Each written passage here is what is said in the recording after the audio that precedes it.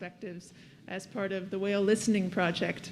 I'm thrilled today to have in attendance scientists Dr. Adam Frankel and Chris Gabriel from the Hawaiian Marine Mammal Consortium, a research, outreach, and education organization based on Hawaii's Big Island, and also with us Kyle McDonald from Los Angeles, an artist and coder. Today, Adam and Chris will begin talking about scientific perspectives on Hawaiian humpbacks, followed by Kyle and I talking about our recent project Siren, which you may have, or you undoubtedly heard coming in the building. And then we'll have a period for questions, and hopefully we'll provide some answers. So please join me in welcoming Dr. Adam Frankel.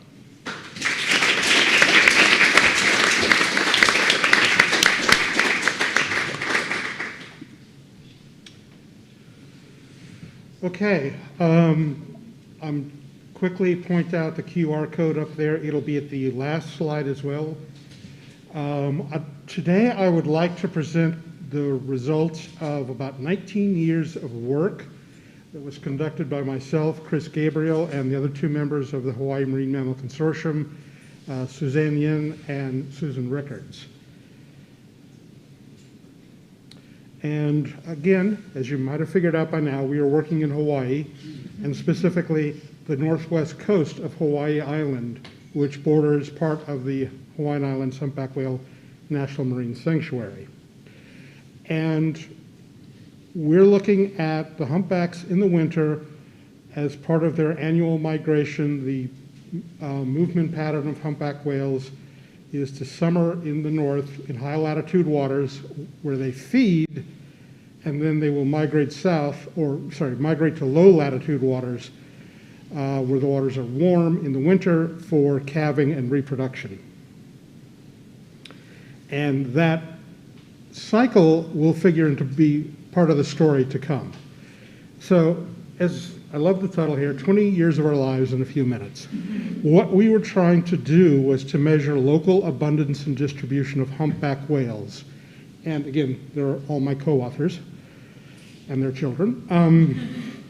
And we were using something called the scant sample method.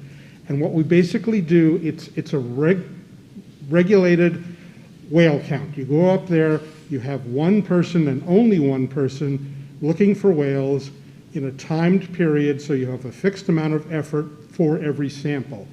And only that one observer, whoever the observer is that day, can identify a whale, and after it's been observed, then the rest of the team can try to get a position, which is measured with a theodolite or a surveyor's instrument. You've probably seen them before. And then, of course, the obligatory data recorder, without whom all of this would be worthwhile or worthless. I'm going to be talking about climate in this, so I wanted to spend a fraction of a minute introducing you to the metrics that we used.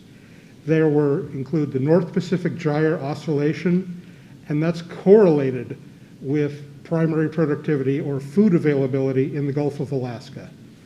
The North Pacific Index is a measure of heat transfer from the atmosphere into the water column, and Pacific Decadal Oscillation is most closely tied to the ocean's surface temperature in the Gulf of Alaska and along the British Columbia coast.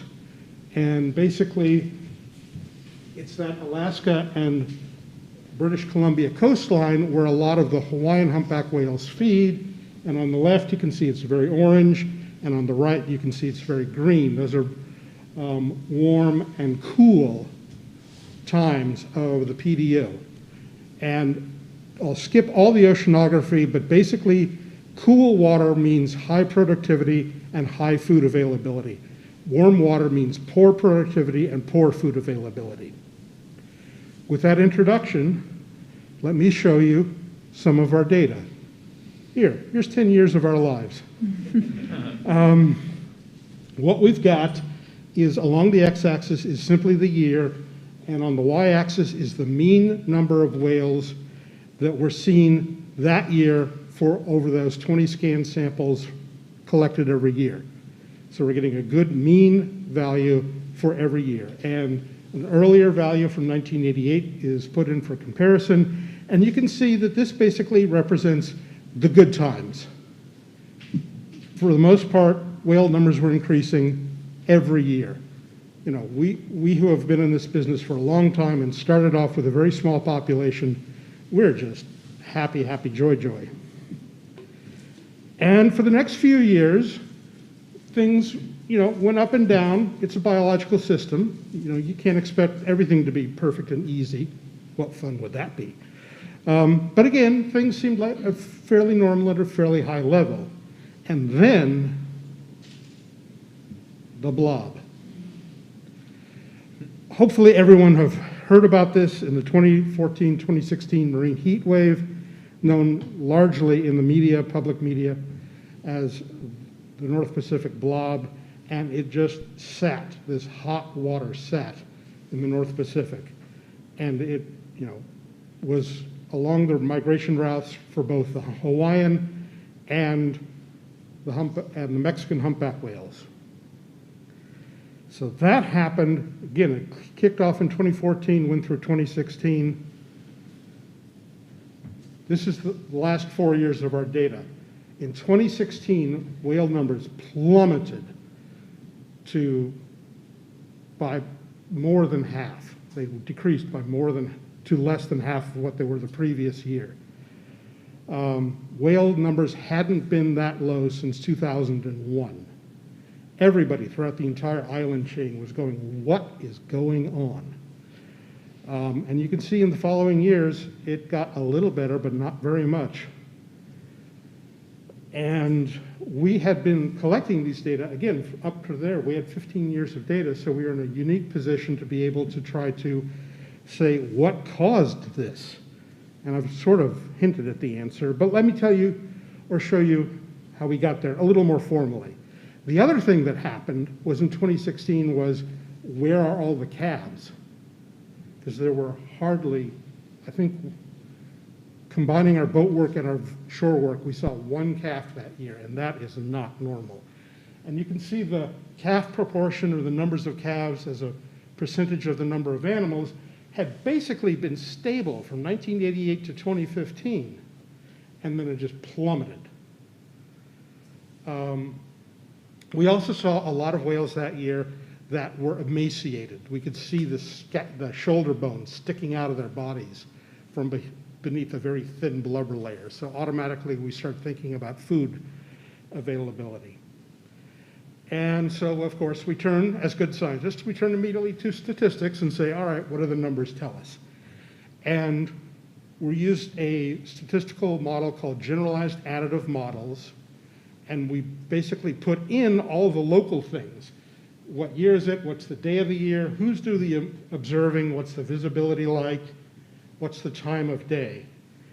And we then run it to generate a base model, which is basically saying, okay, these are the variables that explain what's going on locally.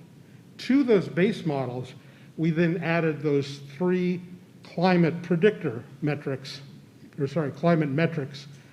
The average of the summertime values lagged either a half a year or a year and a half or 2.5 years, because remember, they're going up there in the summer and then we're seeing them in the winter. So there's a half year there. So it's like, is it the previous year, the year before that, or the year before that? Which one's happening? And sparing you the statistics, the best answer is in green, and what that tells us is that the Pacific decadal oscillation lagged a year and a half is explaining the most of the variability in our data. It's giving us the best answer.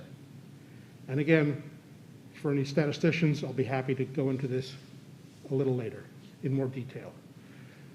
What we saw was, there was an arc-shaped pattern for years. Whales went up, then they went down. Days of the year, whales went up, and then they went down. We have a seasonal pattern. They start off low in January, peak around February or March, and then drop off again. All of that, the statistics match reality. Yay. But this is the most important slide, if perhaps also the most boring.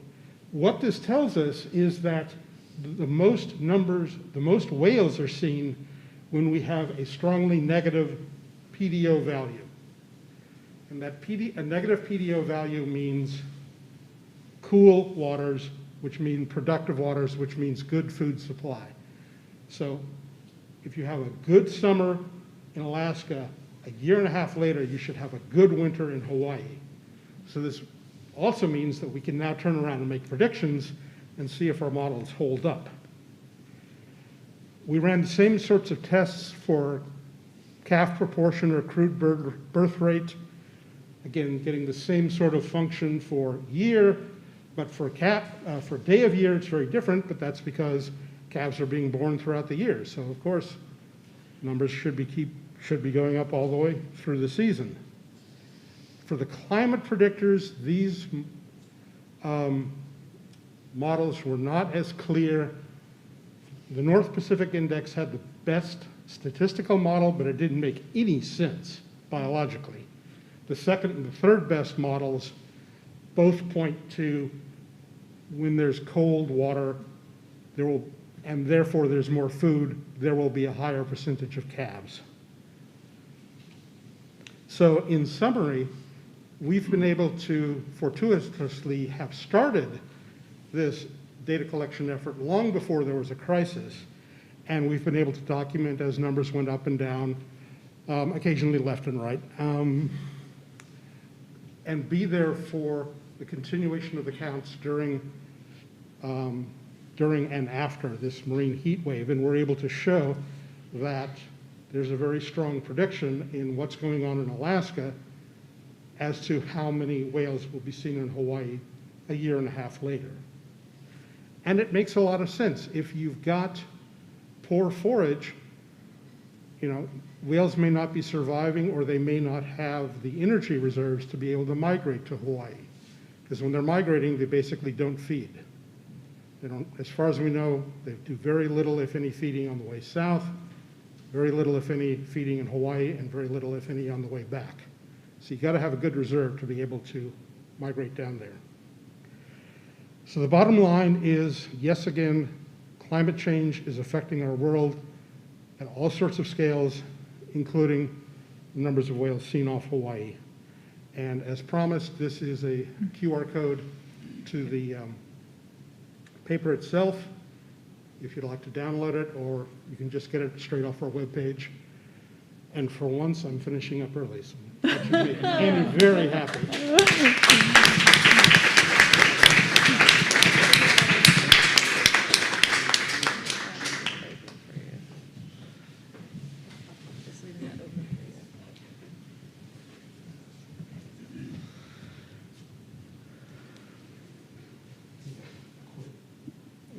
Quit PowerPoint or just Quit quit? PowerPoint. Okay.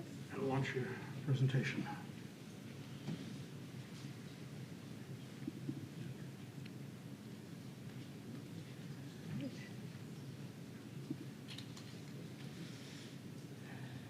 Hey everybody.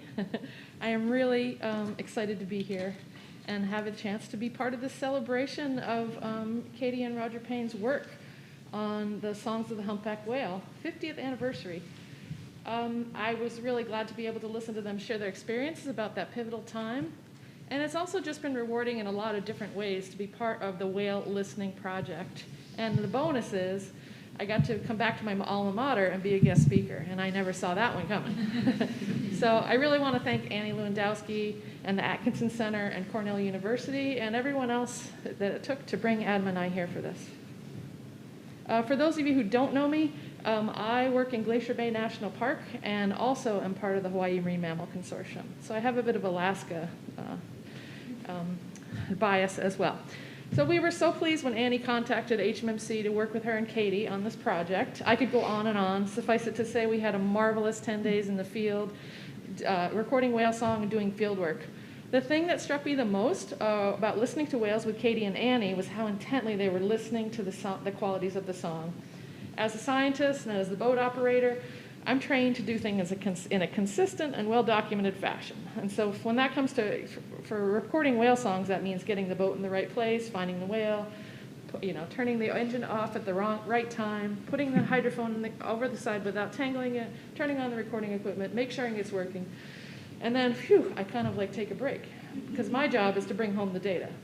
And with Katie and Annie, they're just sitting there like immersed. I mean, we sit there and listen, obviously, when we record it, but it was just really inspiring to see these two people deeply listening, and Annie and Katie are experts at that. So that was a wonderful impression, and I'm glad we're part of this project. But to kind of go backwards a little bit, in 1970, when Katie and Roger were changing the world, I was just a third grader in upstate New York. And I'm not kidding you when I say I did not think there would be any whales left by the time I grew up. I thought it was just a remote possibility. I did get to see my first whale when I was 22, and then I was hooked. And now I've had the good fortune to study them for over 30 years. So I've been fortunate to study these whales at a time when their populations are increasing. But we really cannot forget this part of the story. It was not that long ago. It's shocking to see this Seafood Week image from the San Francisco Chronicle in 1957. By the time humpback whaling became illegal worldwide, the whales' populations were down by 90% estimated. And that is why the Whale Song album was so important. It showed that these were not seafood and they were not sea monsters, but rather they were creative minds in the ocean that sang beautiful songs. And it really was a game changer. Now we're living in a generation where kids know a lot about whales. They see them all the time on TV, and whale watching is a household word. But in Alaska alone, 500,000 people went whale watching in 2019, and worldwide, the industry is worth billions of dollars. So really, whales are still a commodity, but they're more valuable alive than dead. So that's an improvement. But it is still not easy to be a whale in the modern ocean. Many of their challenges come from human activities like ocean noise and collisions with ships, ocean plastics, and entanglement in fishing gear. And the marine conservation work I've been able to do in my time, it doesn't get any more direct than actually saving the life of a whale who's tangled, like this one is in the lower right, with a tight piece of line from fishing gear around its tail. This whale eventually swam over. We tagged it with a satellite tag in green and went over to Maui, where the disentanglement guru, shown in the lower right, Ed Lyman, and his crew untangled this whale and literally did save its life. Oftentimes, what he finds when he identifies the gear is that it turns out to be from Alaska fisheries, sadly. So these animals are carrying this gear for months. And I've also been fortunate to be a scientist in a time when the technology for studying whales is just getting better and better. And here's an example. Much of what we know about humpback whale migration and life history comes from the fact that the markings on their tails are as unique as a fingerprint. Whale nerds around the world have been using this method for decades. You can see that these two whales in this graphic are the same, and the other ones are all different. But recently, so these, when you analyze these data, you have to laboriously compare each whale to the catalog. And then in order to understand migration, you have to compare two catalogs together. Now, with the help of machine learning, there are automated fluke matching tools like Happy Whale that allow us to compare research collections over great distances across the entire Pacific. And collaboration and sharing of information are the key ingredients. And the information that comes from this lets us understand whale life histories, as well as movements and population structure, which are important for management. Now let's zoom in back to the topic of singing whales and look at one of the singers that's featured in the Siren exhibit. We recorded him in 2019 off the Big Island, but by matching his fluke to the collection with the North Pacific Collaborative Database in Happy Whale, now we know that he was sighted in Maui and in 2017 and 2019, and his feeding area is over there near Vancouver Island.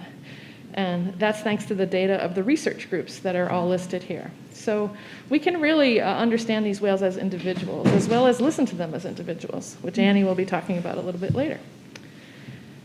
So right at the time most humpback whale populations were taken off the endangered species list, that was 2016, that's when the whales were enduring that North Pacific marine heat wave. And I think that another way that we can listen to whales is to pay attention to sharp declines like this, as Adam described in his talk. We have work underway in Alaska that corroborates that story, and both of them are demonstrating that several years after the heat wave, the whales were still responding and dealing with that. And again, they're starting to come back a little bit, but they're not where they were before. So, living in Alaska during that time, every day on the news, we're hearing about massive seabird die-offs, failed salmon runs, a drought in the Southeast Alaska rainforest. It really made me realize, after all these years, that the marine food web is exactly that. It's a web of interconnected parts, and that we are all eating at the same table, and that whale's dinner plate is right next to mine. And when the whales are doing well, that's telling us something about the ocean. And when they're not doing it well, we ignore that at our own peril. So I advise listening. Back to the sound world again. Humans were very visual creatures, and so we have a really hard time grasping how important sound is to a whale.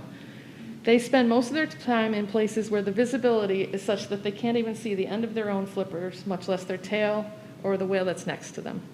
So these things are simply too far away because of all that great productivity in the high latitude waters. So if you're a whale and you're trying to navigate and find your food and your predators, raise your young and socialize, you're using sound. Vision is just not going to cut it. So these whales are experiencing their whole world primarily by listening. And it's important to remember that whales evolved for millions of years in a quiet ocean, and they've only had to contend with human noise for about 200 years. And all that background noise created by human activity, it just basically reduces the distance over which they communicate. In Alaska, working in collaboration with Cornell scientists at the Center for Conservation Bioacoustics, well represented here, thank you very much. We estimated that contact calls between whales, these little short calls, would travel about 2,300 meters in quiet conditions. So that would be kind of in the nighttime when the humans are all home asleep. In the daytime, when all the human activity and the vessels are all around with the tourism, it decreased to about 700 meters. So basically, the noisy environment really shrinks their world, almost literally. Shipping noise is a global issue that affects whales' ability to communicate. And you're probably wondering, well, how do they cope? Think about some of the things that you or I would do if we were trying to have this conversation in a noisy room. We would speak louder, we might get closer together, we might keep the message real simple, and we might decide that really we need to talk later because we need to find a quieter time. Some of the work I've been doing with other collaborators at the CCB are working on trying to understand that better. The whales do some of these things, and we need to really continue to understand that. So I also wanted to add that living inland in a wonderful place like Ithaca, it may be hard to see our personal connection with the problems in the ocean, shipping noise, ocean plastics. But when it comes a little clearer when you realize that if you look around you, about 80%, maybe even more, of the material goods you see arrived by ship at some point in their history. And pretty much every piece of trash you would see on the ground around campus, it has a good chance of finding its way into a stream, into a river, and eventually the ocean, even though that seems so remote. And so I just want to point out that the ocean is everybody's responsibility, and the more that we can do to kind of raise awareness of that in kind of middle America, I think will help us have healthier oceans. And I'll end with a story about a whale that accidentally incorporated a man-made sound into his song. The recordings I'll be playing were made in 1994 off Kauai during the ATOC project. And for this project, we had a large team making visual and acoustic observations over several months that winter whale season. And here you see the visual team making detailed whale observations from shore, most notably including principal investigator Dr. Chris Clark, the founder of Cornell's bioacoustics program. In the lower right, you'll see a sonobuoy, which consists of an underwater microphone that picks up whatever sounds there are and sends it back to our headquarters at the research station as a radio signal. So we're listening in real time to the sounds that are coming in. Several weeks into the study, we started to hear a curious man-made sound, which I concluded was a sonar, and it was occurring about every 20 seconds over several days. We also noticed a big gray boat on the horizon. No, the ship was not that large, and it did not have an aura, but it was out there at a great distance, and we think we were hearing sounds from it. Uh-oh. Is that you, Adam? Sorry. Wait. Got the wrong cue. Okay. So what you see here are sound spectrograms, where the pitch the time is represented from left to right. The pitch of the sound is on the vertical axis, and the intensity is shown in color. First, Adam will help me by playing for you the sound of the 3 kilohertz sonar signal that we believe was coming from the boat. It's not going to be... Go ahead. Hope you can hear that.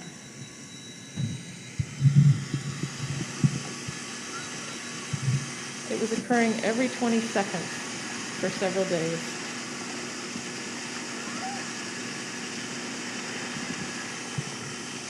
"20 seconds is a long time."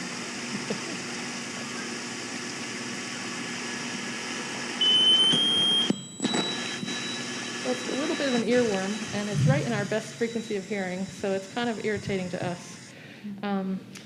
A few weeks later, we had some bad weather, so we were back at the research station, and I was analyzing some song from a couple days after the boat had left the area. And it turns out that I was taken aback because I was listening to this whale sing, and all of a sudden I heard the sonar again, and I was like, wait, what's going on? So this is a little bit faint on this sound system here, but I'm going to try to play you this song.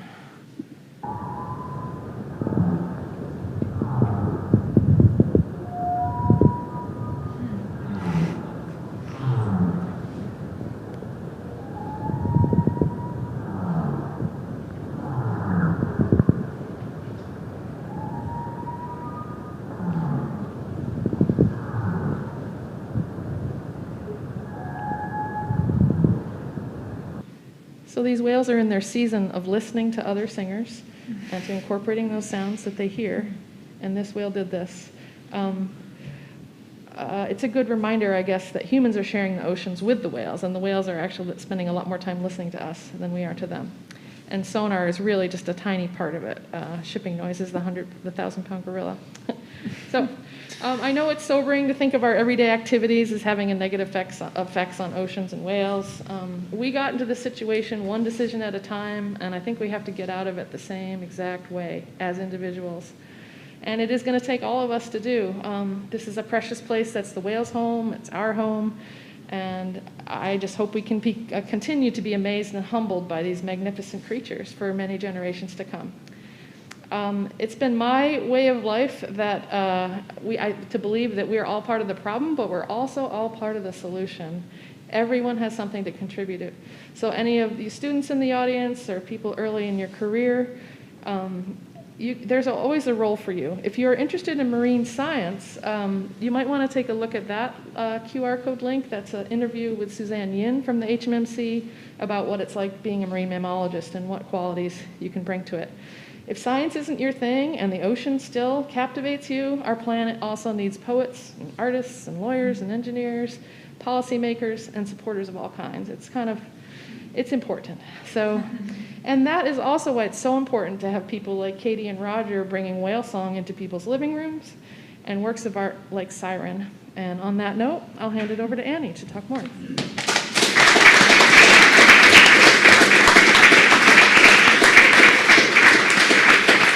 Thank you.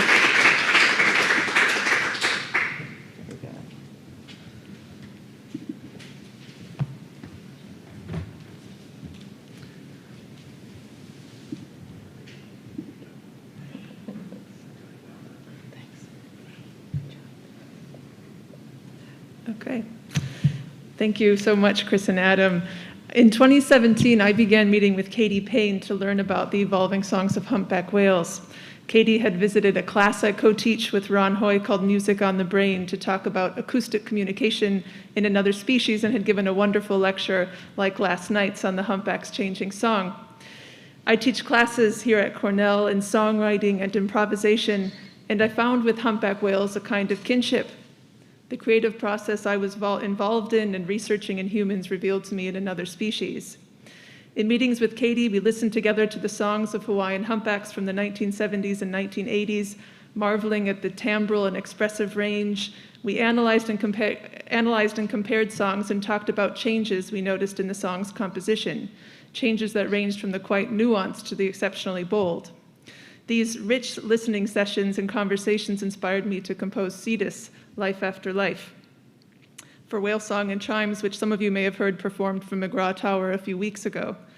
In Cetus, the chimes perform in duet with recordings of 2 Hawaiian humpback solos played in sequence, one from 1977 and the other from 1981, a time of really remarkable innovation.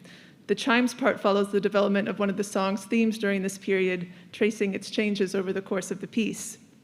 In 2019, as Chris brought up, Katie and I traveled to Hawaii with funding from the Atkinson Center for Sustainability to record humpback singing during the height of the breeding season with the HMMC. Chris Gabriel and Dr. Adam Frankel here with us today, and also in the photo is Susan Rickards. We also had with us Suzanne Yin and Kim New. Not knowing what the field research might reveal, my aim was simply to listen and to record as much as possible. And the listening experiences were beyond anything I had previously known. On our first day in the lee of Hawaii's Big Island, the 4 of us ventured out in an 18-foot Boston whaler in pristine conditions. No wind, no waves, sunshine and blue sky. A short distance from land, Adam suggested that we cut the motor, that we might be able to hear the singers above water. As the sound of the motor diminished, a slight crescendo rose from the hull of the boat. Totally inconceivably to me, the rich song of humpbacks singing in the waters beneath us was resonating the hull of our boat. We sat still together, listening silently as the song swirled around us, radiating skywards. This immersive experience listening extended to another medium in Hawaii while swimming in the ocean.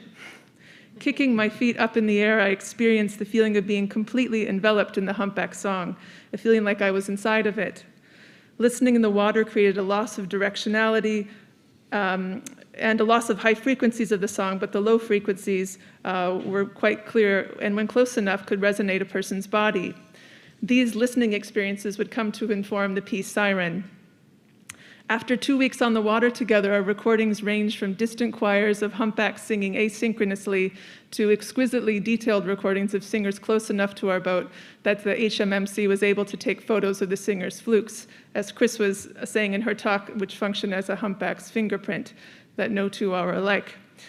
These are the 3 singers that we recorded. It was really amazing hearing Chris talk about singer 3 today. And these are the 3 singers that are foregrounded in Siren. Katie spoke last night about the humpback song's hierarchical structure. A song contains a variety of note-like units that are organized into repeating groups called phrases. Phrases of one kind are grouped together to create themes, and these themes are sung in an unvarying order that then repeats, often without pause, for hours on end. The population song during the time we were recording in Hawaii contained 5 themes, and I'll play for you now excerpts of these soloists singing the themes that made up the population song. This recording of Humpback Song was really wonderfully detailed through the combination of the expertise of our HMMC collaborators and a stroke of good luck when our hydrophone, which is an underwater microphone, revealed that he was singing quite near our boat. Here's an excerpt of him singing first theme 1.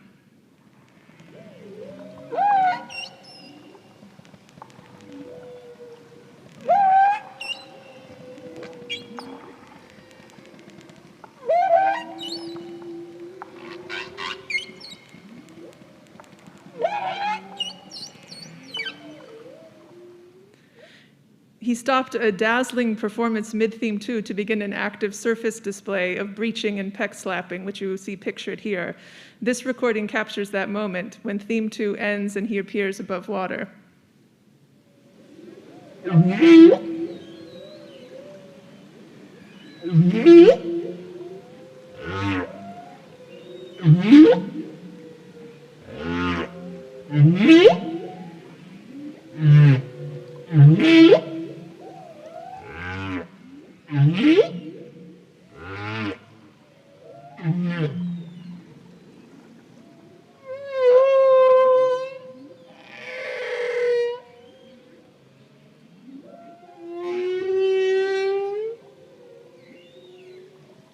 So at this moment, we all wonder what's going on in the boat.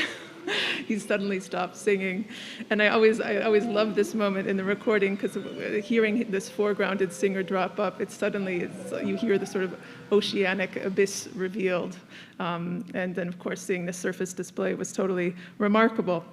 Another humpback soloist re-recorded for nearly 2 hours, drifting into shallow enough waters that the sounds of snapping shrimp took up significant real estate in the ocean soundscape. The shrimp are the bacon sizzling sounds that you'll hear in the recording, and here's an excerpt first of him singing theme 4.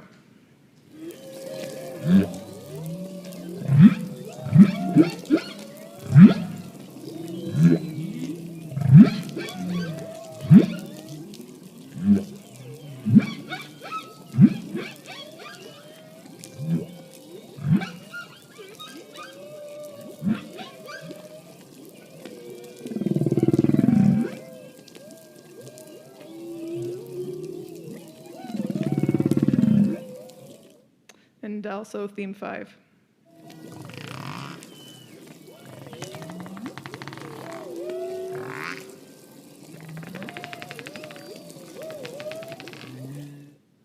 And the final soloist I'll share with you of Siren riffed and played with the material of theme 3, adding inventive new gestures not otherwise heard in our recordings from that period.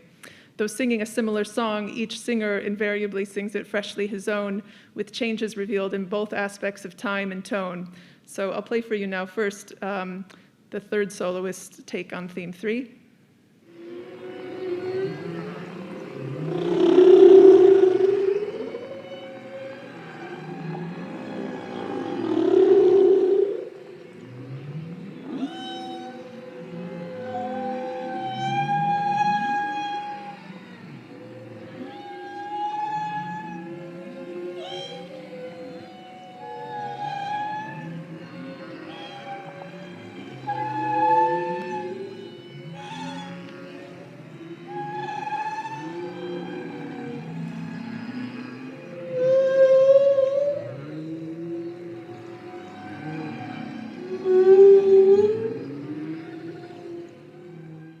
And the second soloist.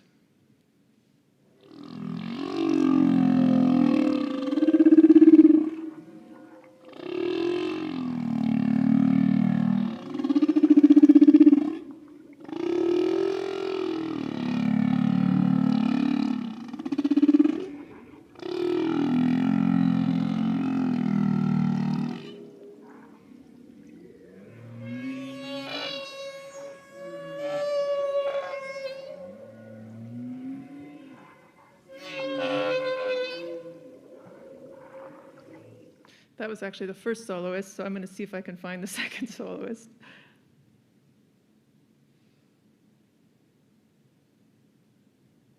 Let me try again here. You know what, we'll have to skip it, but trust me, and it's there in Siren. You'll have to go listen to it. These are all going to play at the same time. Wow, cacophony. Okay. The Siren installation at the Johnson, which is pictured there in the blue light, which was also previewed on Martha's Vineyard, which you see in the lower right-hand corner, developed out of a collaboration Kyle McDonald and I began just over a year ago, which grew to include scenic designer Amy Rubin 3 months ago. It was commissioned by Media Art Exploration. As Kyle and I listened and re-listened both alone and together to these humpback soloists, our aim became focused on illuminating the unique voice of each humpback whale composer. We found that over time, as our ears became more sensitized to each soloist's performance, more and more variety was revealed to us in the details of the song. We began developing Siren as a piece that guided listening through the song structure, comparing singers. I sifted through several hours of our Hawaii recordings, choosing ultimately the clearest and most detailed recordings of these 3 soloists to analyze with Kyle and to organize the sound design around. Using a software developed by the Lab of Ornithology called Raven, I manually annotated or tagged each sound unit of the song, assigning similar sound units the same label. These manual annotations I then shared with Kyle for machine learning analysis, which he'll talk about in a moment. As Kyle and I were exploring the interior creative worlds of humpback singers, we were also exploring the exterior worlds of humpbacks. A major contemporary issue in conservation is marine entanglement, which senior scientist from Woods Hole Oceanographic Institute, Michael Moore, calls unintentional whaling. Here in the Northeast, in the Gulf of Maine, 70 to 85% of humpback whales and North Atlantic right whales show signs of entanglement scarring. Entanglement is one of the leading causes of death for North Atlantic right whales, one of the world's most endangered large whale species, now numbering under 400. The Siren Sculpture, which you see in the photo and in Gallery 8 through Sunday, is constructed from 200 pounds of net and rope waste and debris removed from the ocean around Cape Cod. In April and June of this year, I traveled to the Center for Coastal Studies in Provincetown to retrieve derelict fishing gear with Laura Ludwig, the coordinator of the Marine Debris and Plastics Program. This work was supported by the Atkinson Center for Sustainability. CCS removes between 8 to 12 tons of debris from the waters around Cape Cod every year.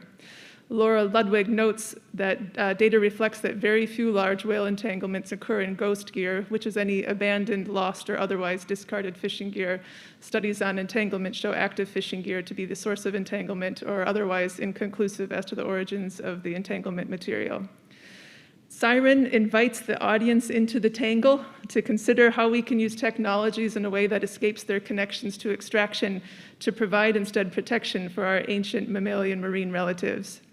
In closing, this is without doubt a very mixed up time in the world, and while there is a lot of despair, there's also a lot of beauty. Before passing the mic to Kyle, I'd like to leave you with the ending of Diane di Prima's poem, First Draft Poet Laureate Oath of Office. My vow is to remind us all to celebrate. There is no time too desperate, no season that is not a season of song. Thank you.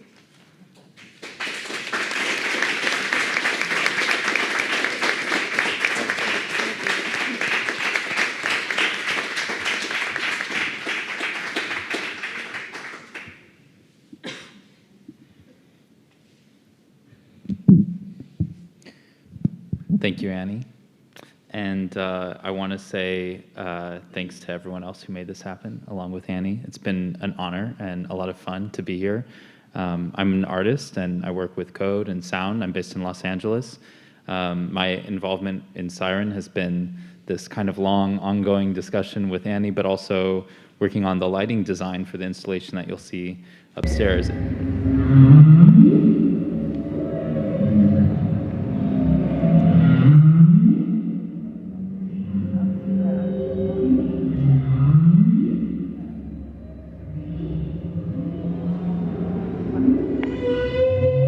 So if you haven't seen it already, the lighting design for Siren corresponds to the songs that you're hearing, and I wanted to talk a little bit about where that came from and how that came about. It's an evolution of a technique that I've been exploring for over 5 years. In the field of machine learning, there's a technique called nonlinear dimensionality reduction, and I use an algorithm for this called UMAP. UMAP will take a big data set and lay out every data point in space so that similar points are really close together and dissimilar points are farther apart. So in this case, the data set is a collection of handwritten digits. Each digit is a tiny image, 28 by 28 pixels, which is 784 numbers. It's just a big list of numbers. UMAP takes this big list of 60,000 digits, 784 numbers each, and converts it to 60,000 two-dimensional points. If we zoom out, we can see UMAP can automatically figure out that there are 10 digits, and some digits kind of bleed into each other the way we just saw. We could do this with images of ancient Japanese characters, with each character type clustered into its own region. Or we can use tiny images of fashion items, all the high heels forming a cluster at the bottom right with the boots at the top left. And UMAP suggests this shape to the data set that's sometimes hard to see just from looking at the individual images. One thing that machine learning can do is help get us a kind of alien perspective, like a different than human perspective on a large data set. Sometimes it's too hard to look at the whole data set. Sometimes we just need to look at it from another perspective. I first explored this dimensionality reduction technique in the context of short drum samples. I was thinking about new ways to explore large sound data sets for composition and improvisation. Welcome. Well, hello. Hello there. Hello.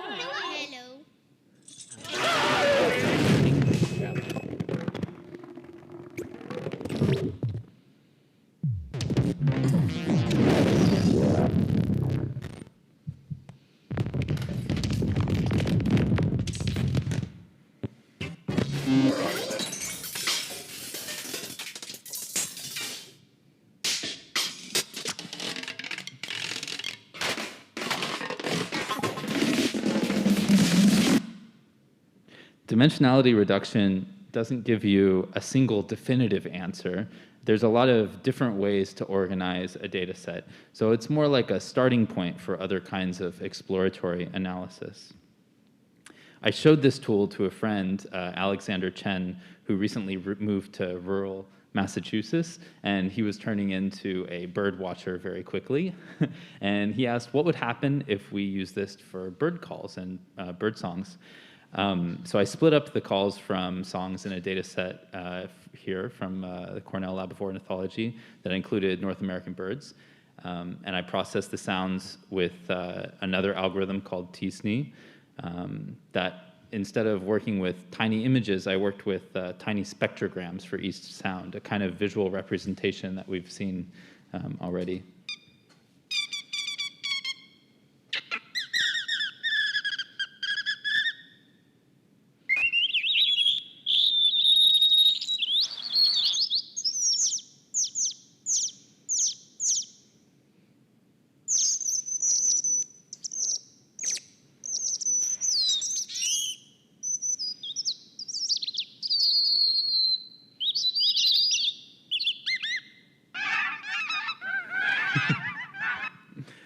And we can snap these spectrograms to a grid to navigate them more easily.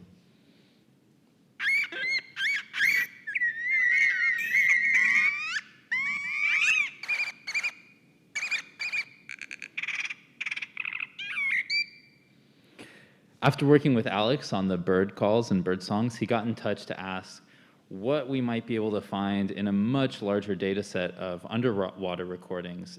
He'd connected with some researchers at the National Oceanic and Atmospheric Administration, NOAA, over a large 7 terabyte data set collected from these devices called HARPs, high frequency acoustic recording packages. These devices are deployed around 400 to 900 meters below sea level for months at a time. They'll record up to, I think, 100 kilohertz, and they get downsampled significantly to the human hearing range for analysis of things like humpback whale songs. To save power, they'll alternate between recording and sleeping, so it's not ideal for listening to humpback song because it's constantly getting interrupted, but it's a good starting point for understanding kind of snippets of what humpbacks have been singing. The data was recorded over a 12-year period, what I was looking at, and if you put all the recordings back to back, it would take about 15 years to listen to all of it. Way too much for any one person to listen to, and I spent not 15 years, but quite a while listening to the audio, and there's a little bit of everything in there.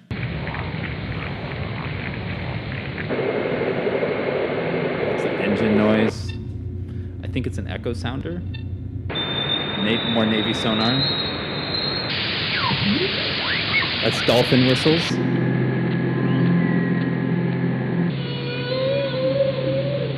Humpback song. I think it's a microphone getting scratched. Probably sperm whales just before with the clicks. Minke whales. How do you listen to 15 years of recordings? This is a kind of opportunity for maybe different kinds of exploratory analysis and data visualization to step up. It's a chance to look a little bit instead of just listening. This technique is called long-term spectral averaging, LTSA. This has been around for decades, and this is one way that researchers listen to or kind of analyze very long-term recordings. So at the bottom left, or at the left here, that's a 2-hour recording, kind of compressed. So instead of a short spectrogram, it's a very long one that's just averaged. And if you look at different points in time, you can see there's different things happening. There's some dolphins going by. There's some dolphin clicks. There's an echo sounder. I was exploring other ways of getting data into or out of LTSAs, like coloring them differently based on the frequency of repetition in that kind of time and frequency band. So if you have 2 humpbacks that are singing in a similar area, they typically keep a really good rhythm, like a good tempo, but they might have a slightly different tempo from each other. And you can use that tempo difference to distinguish whether there's, you know, 1 or 2 or 3 humpbacks just by looking at the different colors. I tried to expand some of this to like looking at a whole year of audio, but it was just impossible again. This is, yeah, you can't really read it. You can hardly even see some of the kind of daytime, nighttime changes here. But with this whole exploration led to a website called Pattern Radio that allows you to explore a year of harp recordings. If you want to listen to a lot more Humpback song, go check that website out. Annie, I met working on that project. So she was providing kind of a walkthrough for Pattern Radio and a guided tour. And she got in touch with me, see if there was some way that we could collaborate on the recordings that she'd made with Katie. This is one really long spectrogram from one of the singers featured in Siren. For Siren, I wanted to return to an idea that I was exploring with Pattern Radio. Instead of chopping recordings into individual units, these kind of note-like sounds that humpbacks make, I chopped them into small, evenly spaced chunks. And then we pass these chunks through UMAP to create this point cloud, except because they're all close together, it creates these paths. Instead of just clusters, 2 things that happen right after each other end up being close together. So it's a kind of continuous shape instead of just disparate points. So a repeating 3-unit phrase might turn into a circle with some small deviations. So let's listen to that one at the top for a second.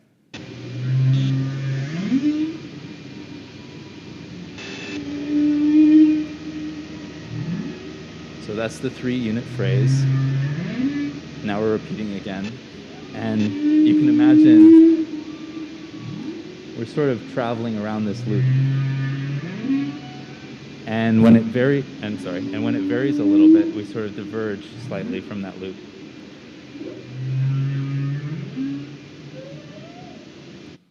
If there are 2 repeating phrases, in the case of the bottom one, then you can imagine it kind of like 2 loops that we're alternating between.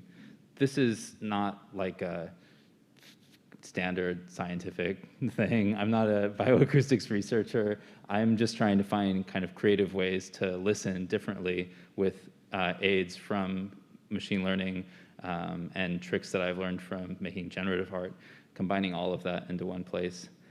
Serious bioacoustic researchers will create transition diagrams that correspond to songs, and I'm not super interested in answering questions or making judgments about these songs. I'm trying to craft more of an evocative gesture that pairs well with listening and kind of personal exploration of the sound. Something for developing like a intuitive appreciation rather than academic understanding. So if we extract each of the units individually, we can also observe the gesture of those units. Some are more chaotic, others are more linear. You know, they end in a different place than they start. Some are more like loops. They return back to the sound that occurred earlier in the unit. And this was only possible with help from Annie, who had meticulously hand-labeled all of the units, turning this kind of spectrogram into this kind of spectrogram, deciding how to categorize each one, determining the beginning and the ending. And that's not only takes a while, but it also takes a lot of reflection and kind of creativity to figure out how to divide up these sounds. So let's watch for a moment how these individual gestures evolve over time.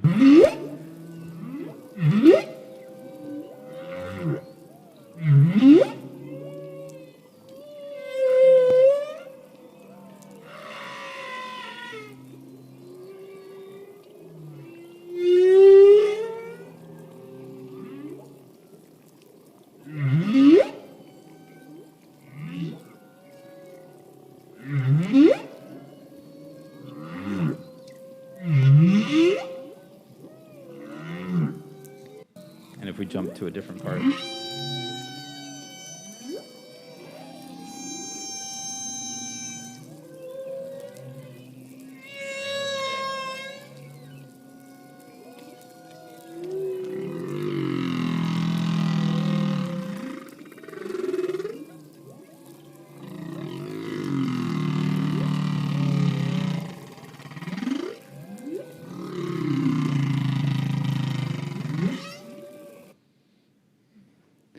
Each of the three singers in Siren also has their own way of performing the song. So we just saw one singer and their sort of entire song laid in one diagram, but we can analyze the singers separately and look at how they kind of overlap and where they diverge from each other. This kind of analysis is the starting point for the lights that you see in Siren. I basically do an analysis exactly like this across all the singers, across all their songs, and then use those gestures that you just saw to determine the colors and the movement across the space. So to recap, we started with the spectrograms, and he annotated the units. Then we used UMAP to map these sounds to two-dimensional gestures that you saw these animations of. And then those gestures get mapped from a 2D space to a color space. They're sort of overlaid onto a color space. And then those are the colors that are used for the final piece. So I hope that sparked some imagination on your end. My hope with these visualizations is not just to produce beautiful images or some lighting that matches, but to make something to explore in concert with machine intelligence, a way that allows us to listen more deeply. Thanks again.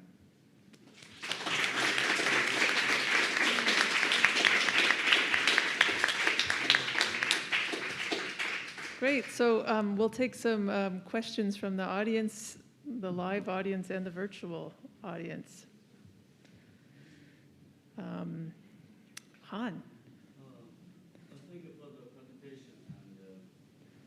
And actually, it's very good to know we're doing research for the whales, and they also doing research for us, and they study, sometimes, and it's very good to see this interaction, and also I have a question for the installation. Maybe not question. Yeah, I think actually visually I see a lot of light, and I don't think this is for me is a beautiful way. I don't want to say this in this way. That recall a lot of my memory when I was a child, when my father was living in a city, and a lot of big machine shape, interact with each other, use the Morse code, like the light code, and I think at that time I felt like the dark ocean is very beautiful, but the light is just like make the ocean dirty, and also it's kind of like we made a lot of frequency visually, and from our listening, I really like. Actually, when I first look at the light, I feel like it's fancy. But when I recall my memory and rethink about this, I got reflection. It's kind of like especially when I say the night, and also if I don't have background for the wow sounds, I feel like sounds from a very big machine. Yeah, that's very interesting feeling. Yeah, that's a really interesting connection. Thank you for sharing that story. I was definitely thinking about, early on we were discussing what colors do we want to use, and eventually settled on all the colors. But there's a lot of moments in the piece where it's, very blue or very green in some way that evokes the ocean. And I hadn't made the connection to machinery, and I'm definitely going to be thinking about that next time I see it. Thank you. Yes, Judith. First of all, thank you. It's been a beautiful panel, and it's a beautiful exhibition. So really, it's very heartwarming and touching. And I am appreciating the ways in which you're asking, and also how Katie and Roger has asked us to sort of react intuitively to whale song. And this brings up an interesting question about using the word song and singing. That is, it's automatically our intuitive reaction to say that these creatures are doing this thing that we do. And in some ways, it sets up this maybe an academic problem, but an interesting sort of reflection about what is our singing versus what is their singing, and what is singing, and thinking about what Katie said last night, which was interesting to me, which was, this is a whale culture. We can hear culture here. So I wonder if you could just comment on this kind of interesting humanist overlay, the kind of dilemma there. Sure. And I'll take a stab at it, and I'd love to hear from my collaborators and Michelle in the front row. But I was also kind of, trying to understand what made this song, and what I understand from reading, superficially, because I'm new to this scientific literature, that complex song in mammals is rare, and that there are certain species where you find it, and it contains frequency and amplitude modulated elements, and that there's some sort of patterning involved. And this is different from social sounds that whales make. And so I know that's sort of how it's, I believe, there's all these people in bioacoustics all around me. That's how I understand. It's different than other sounds that the humpbacks make, for example. Adam, would you want to chime in? Yeah, you did very well. Thank you. Basically, what constitutes a song is a repeated pattern. And so what's happening in bird song and whale song, and we have some animals with very complex songs, some with very simple songs. But again, there's this repeated pattern where, unit A, unit B, unit A, unit B, unit A, unit B, with a relatively fixed interval between the units. That's all that defines a song, and that same definition can be applied to Bruce Springsteen as well as a humpback whale. It's that, that repeated pattern that we hear again and again, especially in the chorus. I think, and also that to your point about culture, is that that Katie's written about that in the context of the evolving song, because the song evolves within a population, although it's kind of shared. When they, again, feel free to chime in here, relying on the collaborative effort, that the song evolves, and singers within the population participate in the evolving song. The song evolves through singers in the population, and that there's the horizontal kind of cultural transmission this way. And so that is how I understand Katie's talking about with culture, but if people also would like to chime in here. Okay. Okay. Does that answer some beginning questions? I mean, it's totally fascinating. And okay, yeah, for sure. Yes. So that it just made me wonder about, we speak and we sing, but most of our communication happens when we speak. And singing is just something that some people do, and it's more like entertainment. So do whales also speak to each other? Then they're not singing, and is anybody studying that? And Michelle, so that's how, just from a human point of view, that's how most of our information is exchanged with each other. Yeah. Chris. Yeah, I gave some talks to Annie's classes this past week, and I played different examples of the typical kind of whales having an interchange of some kind. It's very unpatterned. They're very short. They're not songs. To me, Katie and I nodded at each other this week earlier. It's like, well, when you know it's song, it's when there's a rhythm to it. Like you can just go into it. And I think that's the thing maybe that we resonate with that makes it beautiful to us. That's a part of it. And I don't think that we're ever going to get, we could potentially get to a whale lexicon. Like, do they have a vocabulary? There are a couple of vocalizations for humpbacks where we're starting to think we know what they're about. There's one called the whoop call, because it sounds like whoop. And it may be a contact call between individuals. We're working on that. Michelle Fournet is I think, about to publish something on that. And but beyond that, the sounds seem to more indicate the behavioral state of the whale. It's like I can tell by listening when a whale is excited, after they take a big gulp of food, all of a sudden they make these sounds that just make them, it seems like exuberance. So things like that. I hope that answers your question.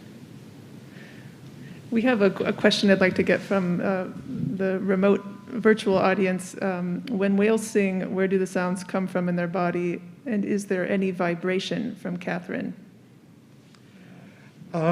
Yes, this is one of the happy stories, because when I started as a graduate student, we didn't know how humpback whales sang.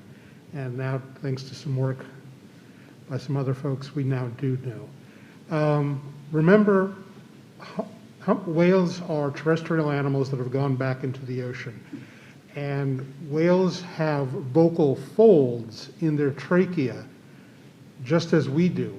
Our vocal folds, or you may have heard them called vocal cords, they run side to side, whereas in a whale they run up and down the length of the trachea. But a whale will move air from the lungs over the trachea. That moving air sets up vibrations in these vocal folds, and that's where the sound comes from. One of the interesting bits is because these animals are underwater and can sing for 20 minutes at a time without exhaling, is there's a second structure out there called the distal sac, which seems to be where the air goes and then gets recycled to be used again and again as the animal sings its long song. So it's very similar to humans, very similar to other terrestrial mammals. And yes, all sound begins with the vibration of tissue, whether in human or a whale. Other questions? Piawat, yeah. So I have two questions. Quickly, first, I'm very interested in linear dimensionality reduction. And can you hear me? Can you speak a bit louder, please? Okay.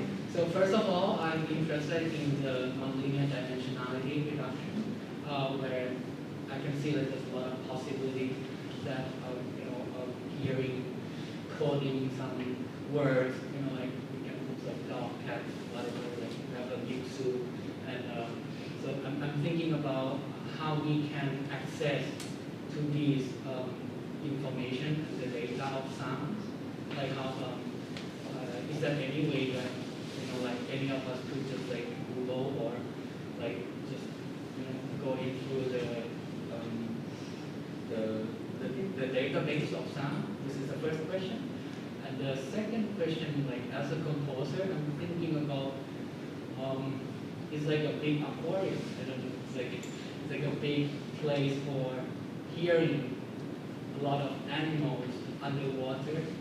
So do you have any idea of exploring other species that potentially maybe simply like get more friends of whales? So I'm thinking in that way. So just an open question. I can respond to the first one. If you scanned the QR code at the end, or if you come up to me after, I actually have the source code for Siren online. If you want to try and build it out yourself, you can put your own audio in there, tag it, and then you'll get some lighting design or turn it into something else. There's a lot of careful decisions I made specific for this piece, but maybe you'll make your own decisions too. If you want to just take a big set of sounds and try and organize it some way, there's a plugin out there called XO by a company XLN Audio that will let you do something similar to what I've done. Yeah, check it out. Could you repeat your second question? So like, do you have any idea, it's just open question, like about exploring other species? Yeah, I would encourage you to check out the Macaulay Library of Sound. That's at the Bioacoustics Research Center. That's not the quite right name of it, but at the Lab of Ornithology, the Bioacoustics, what's it? Center for Conservation Center for Natural Sounds. Library of Natural Sounds. At the Macaulay Library, they have a whole incredible library of sounds from the natural world. I think you can access it remotely, and you can also, can you visit the Macaulay? Is it a destination? Not right now. Not right now. I encourage you can talk to Holger Klink here in the front row, who's the director of the center, after the program. I will, thank you. Yep.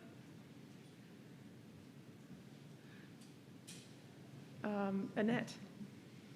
Just a very short question. Is there any sign that the songs of the whales are changing as their environment is changing and being degraded, or is it too early to tell? From my perspective, we're just now getting to the point where we have the tools to look at, instead of a year or a month of data, at decades of songs, and to look at that large-scale changes, and are the patterns of change changing? And we just now have the tools, and sort of that's, I mean, that question's come up more than once this week. And I think that may be something we do want to actually look at, you know, now that we do have 50 years of song. We have a question from Alex in Glasgow, who thanks all the speakers. He says, I'm especially interested in the imitation of the boat sonar. Were those imitations taken up into the seasonal song? Yeah, we haven't actually looked at the whole season now that, again, kind of the technology has caught up with the question a little bit, in that we could use a detector and look for that pattern. But that was the only one that stood out to us at the time. And as far as I know, I don't think it was taken up into the song or even by that singer for several, song sessions. Yeah. Kevin. Related to that question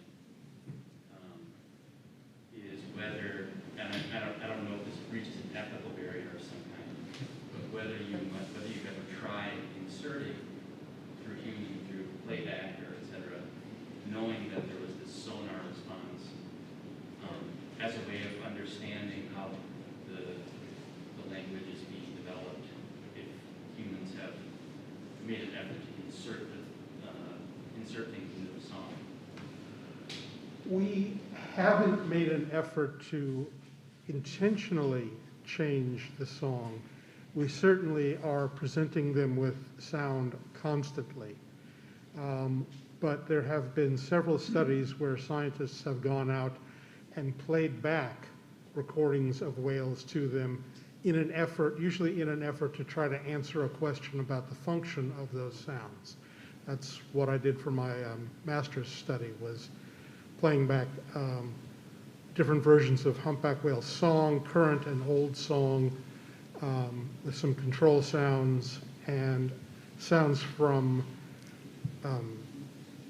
competitive social groups where their males are fighting for access to a female. And what we thought was a biological control was the call of the group feeding animals, and that turned into the single most attractive sound that we played back to them. We never heard our sounds incorporated into the songs, but we definitely got surprised by the animals. And on a conservation note, because of that research, that was the signal that was sent to California in 1985 to help lure Humphrey out of the Sacramento River. So again, small scale, one whale at a time, but every whale counts. Todd, sorry. She's been trying for a while. Who's, in sorry, I missed it. Yes.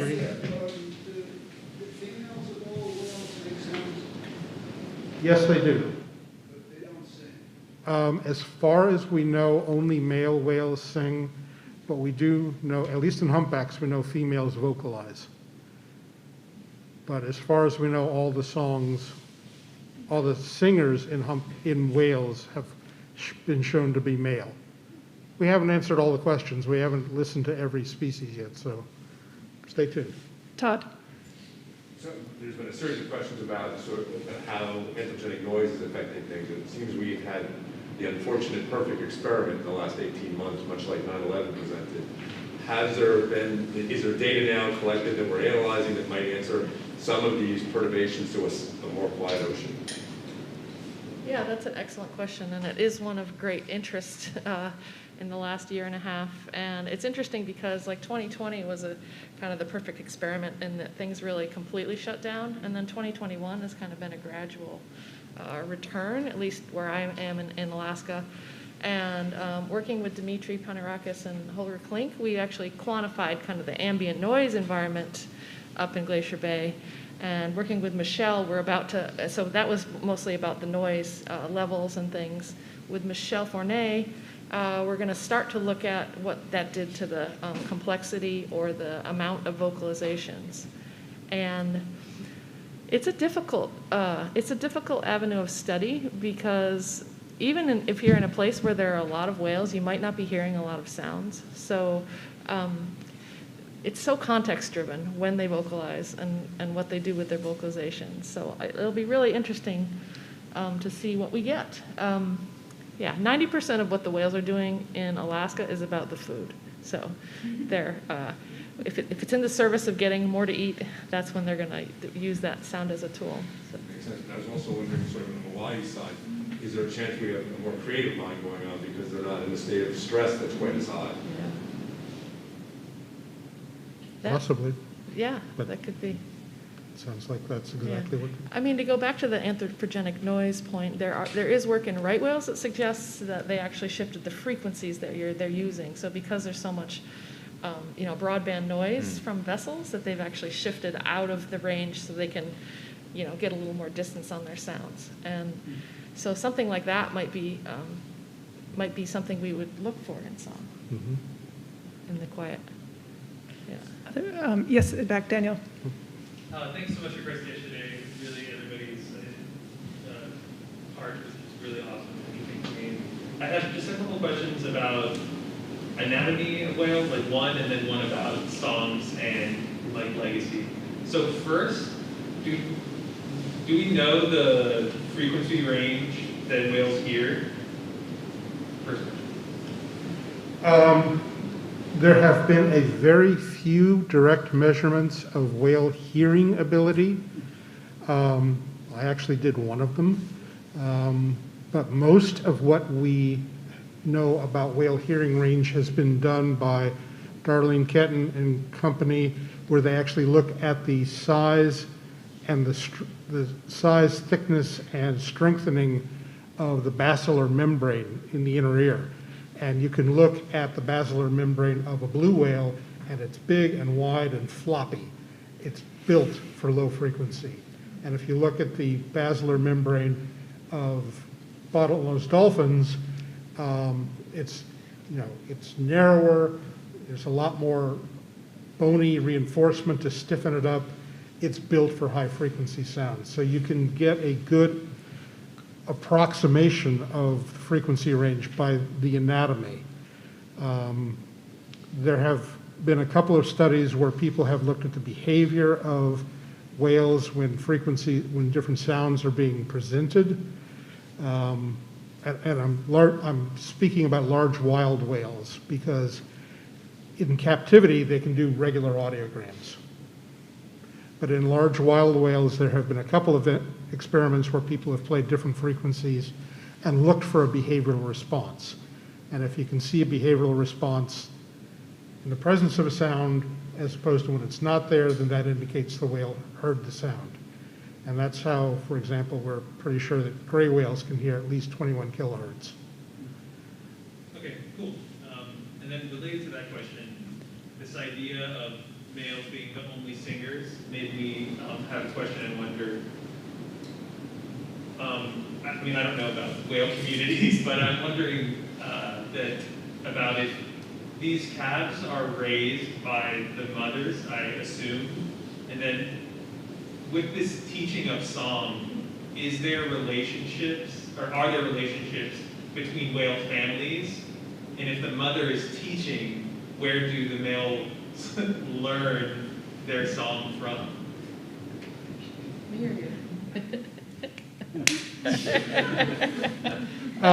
I'll start and Chris can correct me. In humpback whales, the calf will stay with the mom for about a year. And after about a year, it will he or she will be weaned away and go off to live their life. A lot of the female calves will continue to associate with their mothers in Alaska, where you have more of a cooperative social system. Nope. Nope. Stop right there.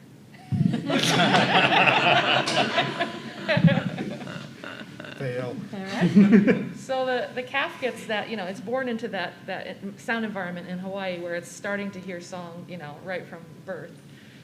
They do come back, but they only stay with their mom for a year, and both sexes of the calves will inhabit that same Alaska feeding area. There's not a lot of song, and then all of a sudden in the fall, the males, I think it's actually a testosterone thing. It's time to migrate, the testosterone levels rise, and you hear these whales start to sing. They have this like bellowing behavior that they do in the fall, like they're just like trying to get the song out of them, and they're trying to remember what it was, maybe. No, I'm anthropomorphizing that part, but I think it's a testosterone thing. I think it is only males, and that's the reason. So the calves, so those offspring, and when they're yearlings and they're, year 2, year 3, they're just migrating back and forth with all the others. So I think they're just immersed in it, and they learn it that way. Cool, thanks. Yeah, also remember, in the process, over like a maximum of 5 years, everything in the song will be replaced. So they're constantly learning the new version. The adults are constantly learning the new version. And so, yes, the young males are listening to this changing song and learning that year's song. Cool, thank you. There's a question on that I quite like. Say you want to study the communication between whales. Would you recommend minoring in music? I love that. And I'd say you probably want to minor in bioacoustics, but I'm working at Cornell for a future where there's a strong relationship between bioacoustics and the music department. I would love to see that develop, and we'll make it happen. But if you're interested in that, I would love to talk with you about it. Other questions? Yes. Yes, given that your data shows the whale populations plummeting in an alarming way, can that be used to get them back on the endangered species list? That's a really good question. I think that one of the most important things is I think it's a very difficult thing to do, actually, is to get them listed again. There is this in the Endangered Species Act, there's this thing called a post-delisting monitoring plan. So you take an animal off the list, and then you make a specific plan that says what you're going to do. You're going to look at it, and for the humpback whale in the North Pacific, it's a 15-year period where NOAA has promised to look at these different things. We still have yet to see the first report on that, on what the current status is, but if there are any alarm bells that show up repeatedly, in that kind of report, that's where that discussion starts to happen. So. Are there still whaling nations? Dr. Payne yesterday mentioned Norway, Japan, right. and Iceland. Yeah. Are they still? I don't know that anybody's taking humpbacks, but you never know. Yes, there are still whaling nations. Yeah, minke whales are taken. Yes. Fin whales. Fin whales. And bowhead whales there's a subsistence harvest of bowheads in Alaska and elsewhere. Yeah.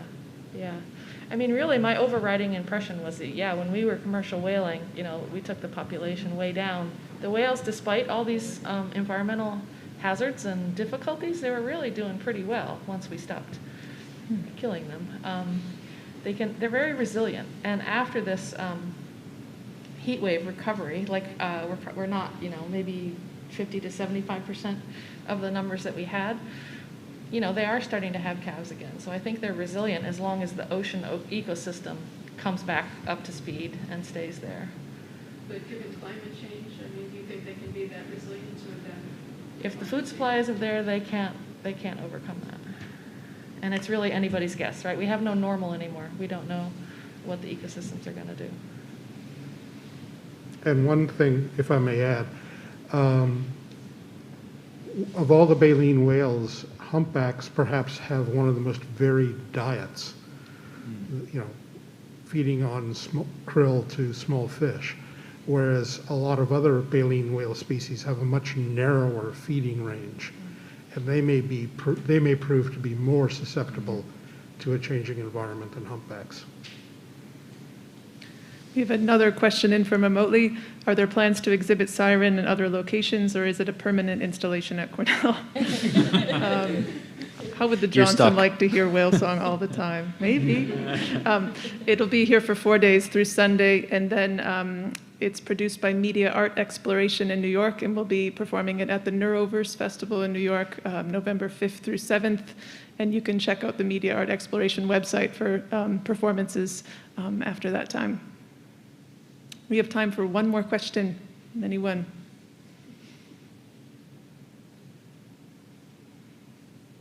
I have a question. Yes. Sorry. Yes, Can you go tell ahead. us more about the sound design? Like, are the singers sequential, or are they like what's the arrangement? The arrangement, yeah, the sound design. So this has been kind of a long process where I've had a lot of mentors working with me. After recording the songs, I met with Bill McQuay, who's here today, an engineer, and also Kevin Ernst, who were offered me invaluable advice as I was working with these songs. They're, as you know, mono hydrophone recordings, and Bill gave me the suggestion of, because I wanted to create something immersive and create a feeling of movement in the sound design, of splitting up each mono recording into 3 different frequency ranges. And so I kind of create gentle kind of oscillations and movement with the humpback singers that way. I also it's not, I'd say, like a pure humpback and recording, in that I added also, this is another really wonderful suggestion of Bill's, of a lower octave under the background singers. So my memory, this is like kind of a work of imagination a lot, but my memory of swimming was the bass and how physical it was, and I wanted to recreate that in the environment. So those informed the sound design. Kevin kind of got me going with using Envelop, which is immersive audio software that I use in Ableton Live. And honestly, I spent COVID gently moving things around in space, and kind of looking for a feeling that kind of where you've kind of felt you were in the ocean swell. And so it was a lot of listening and reflecting, and really, I really appreciate the advice of I consider them collaborators of Kevin and Bill here, as I was kind of working with this to kind of create this feeling of being in the ocean and just kind of in the sound. Thank you. So on that note, I think we'll call it, but thank you so much. So still coming up, you can, of course, enjoy the installation through Sunday, and then tomorrow morning, Katie Payne and Daniela Gesundheit will be giving a whale song workshop in Lincoln Hall B20 at 10:30 a.m. That will not be Zoomed. We're kind of trying for the in-person experience with that, and seating is limited, so if you'd like to come, make sure to come early, and it will be COVID safe. Okay, we'll see you all, and thank you for coming.